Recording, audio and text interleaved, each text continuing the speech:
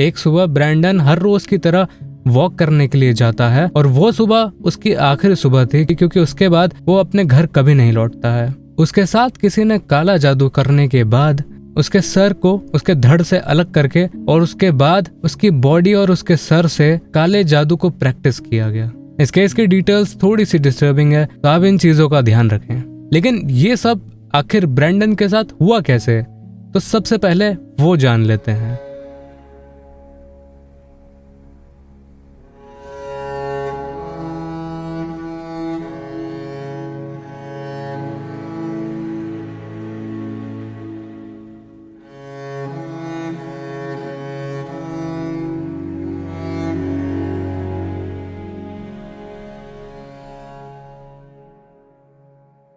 Brandon गॉन्सलेव्स एक 22 साल का कॉलेज स्टूडेंट था जो मुंबई के अंधेरी में रहता था। ब्रैंडन का एक रूटीन था जो वो हर रोज फॉलो करता था। सुबह की वॉक पर जाना, उसके बाद कॉलेज जाना और शाम तक अपने घर वापस आ जाना।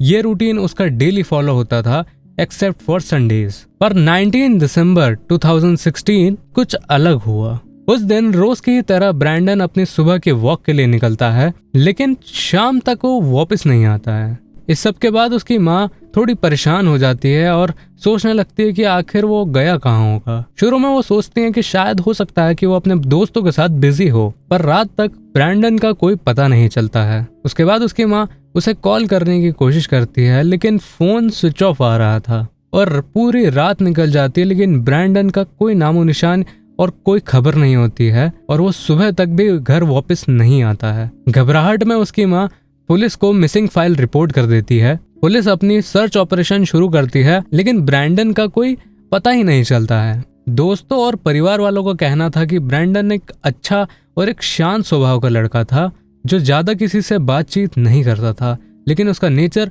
बहुत ही अच्छा था और वो इससे पहले किसी भी मुसीबत में नहीं पड़ा था। 22 दिसंबर 2016 ब्रैंडन के गुम हो जाने के 2 दिन बाद आर्य कॉलोनी, जो कि मुंबई के ही गोरेगांव ईस्ट में है, वहां के एक लोकल रेजिडेंट अपनी यूजुअल मॉर्निंग वॉक पर जा रहे होते हैं। तभी उन्हें एक अजीब चीज नजर आती है। एक पेड़ के नीचे एक इंसान की बॉडी टिकी हुई है। दूर से देखकर ऐसा लग रहा था कि पेड़ से टिककर कोई इंसान बैठा हो। अब ये व्यक्ति उस पेड़ के करीब जाते हैं और देखने की कोशिश करते हैं कि आखिर ये है क्या।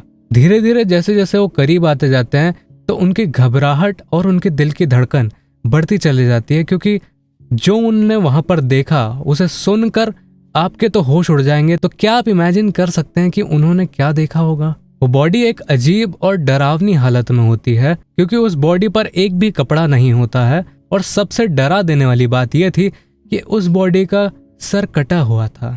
मतलब कि उस बॉडी पर कोई सर नहीं था और वो बॉडी इस पेड़ के साथ कुछ इस तरीके से टिकी हो जैसे वो वहां पर बैठा हो।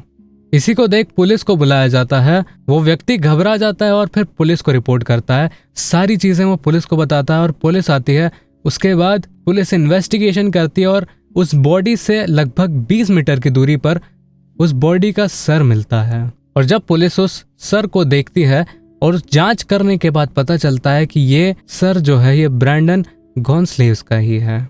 अगर ये केस यहाँ तक डिस्टर्बिंग नहीं हुआ था तो इससे आगे की जो और डिटेल्स हैं वो और भी ज्यादा डिस्टर्बिंग और अजीब और मिस्टीरियस हैं। पुलिस उस बॉडी के आसपास के एरिया की इन्वेस्टिगेशन करती है और बॉडी के आसपास ही उन्हें बहुत सारी चीजें मिलती है जो कि काले जादू में यूज होती हैं। वहां पर कई चीजें थी जो काले जादू में यूज होती हैं, जैसे कि कुछ कांच के टुकड़े, सिंदूर, हल्दी कुमकुम और एक नारियल भी था। और यहीं तक काफी नहीं था तो ब्रैंडन की बॉडी के लेफ्ट हाथ पर किसी नुकीली चीज से चुभोकर कुछ निशान बनाए गए थे जो कि किंग सोलोमन के सिंबल से मिलते जुलते हैं, जिसे कई लोग ब्लैक मैजिक और सैटेनिक पावर से जोड़ते हैं। और सबसे वियर्ड चीज उस सीन पर यह भी थी कि ब्रैंडन के सर को ऐसे प्लेस किया गया था कि वो उसका सर उसकी बॉडी को देख रही हो। ये चीज कितनी क्रीपी है आप सोच भी नहीं सकते हैं। इसी के बाद पुलिस ने फॉरेंसिक एक्सपर्ट्स को बुलाया तो उन्होंने कंफर्म किया कि ये बॉडी ब्रैंडन की ही है। ब्रैंडन के बॉडी के डीएनए सैंपल्स और डेंटल रिकॉर्ड्स मैच होने के बाद फॉरेंसिक एक्सपर्ट्स ने कंफर्म कर दिया कि यह वही लड़का है जो मिसिंग हुआ था। पर इस डिस्कवरी ने और ज्यादा सवाल उठाए। पोस्टमार्टम रिपोर्ट ने रिवील किया कि ब्रैंडन की मौत एक सडन इंजरी के शॉक की वजह से हुई थी। और सबसे ज्यादा शॉकिंग और अजीब बात यह थी कि ब्रैंडन की बॉडी पर खून का एक कतरा भी नहीं था। तो ये कैसे पॉसिबल है कि उसका खून बहे बिना ही उसके सर को उसके धड़ से अलग कर दिया गया हो। और यही चीज फॉरेंसिक टीम को भी हैरान करके रख दी। और इतना भी काफी नहीं था, तो ब्रैंडन का गला जो था वो भी उसकी बॉडी से मिसिंग था, यानी कि उसका सर यहाँ से काटा गया था और यहाँ से काटा गया था, और उसका गला जो था वो मिसिंग था। और भी कुछ चीजें थी जो उसके सर से मिसिंग थी, जैसे कि उसकी जबान और उसका साउंड बॉक्स। और यही चीजें इस केस को और भी ज्यादा डिस्टर्बिंग और डरावना बना देती है। और पोस्टमार्टम रिपोर्ट ये भी सजेस्ट करती है कि उसका गला काटने वाला कोई नॉर्मल इंसान तो नहीं था, बल्कि वो हो सकता है कि एक मेडिकल फील्ड से रिलेटेड पर्सन या कोई सर्जन हो, क्योंकि वो कट बहुत ही प्रिसाइज और क्लीन था। और पुलिस को वहां पर कोई भी ब्लड के दाग नहीं मिले पेड़ के पास, जो ये सजेस्ट करता है कि गला किसी और जगह पर काटा गया है और बॉडी को यहाँ पर लाकर रखा गया है। या फिर जो भी मर्डरर था उसने अपने हर एक प्लान को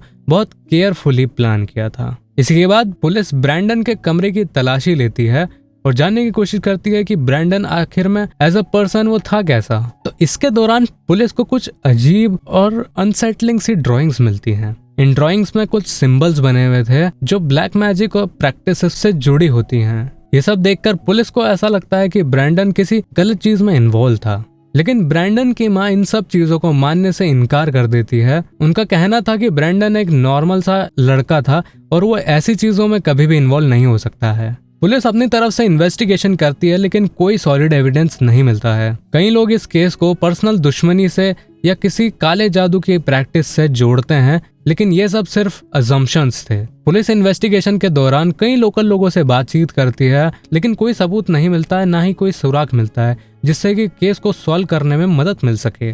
पुलिस का एक तरफ ये भी मानना था कि हो सकता है कि ब्रैंडन ने सुसाइड करा हो, लेकिन ये पॉसिबल नहीं था क्योंकि ब्रैंडन खुद का सर काटकर इतनी केयरफुली बिना किसी खून के दाग के प्लेस नहीं कर सकता था, और वो एकदम ही नॉर्मल सा लड़का था। आखिरकार जब कोई लीड नहीं मिलती है तो पुलिस को अनफॉर्चुनेटली इस केस को कोल्ड केस बताकर क्लोज करना पड़ता है। इस केस की असलियत आज तक सामने नहीं आई है। ब्रैंडन की छोटी बहन ने प्राइम मिनिस्टर मोदी जी को भी एक लेटर लिखा था ताकि ये केस को रीओपन करा जा सके और इस पर और इन्वेस्टिगेशन हो, क्योंकि ब्रैंडन की माँ और उसकी बहन ये मानने को तैयार नहीं है कि उनके बेटे को किसी ने क्यों मारा और कि ये सब करने के पीछे क्या रीजन था, और जिसने ये सब करा वो आज भी खुला घूम रहा है।